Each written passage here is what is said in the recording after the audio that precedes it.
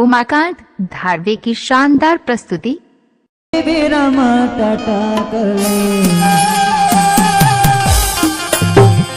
चिरी करे जला बाटा कर ले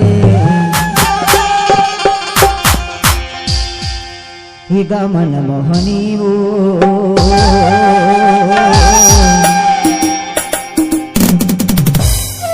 हव छोड़े माया ते हवो बिरानी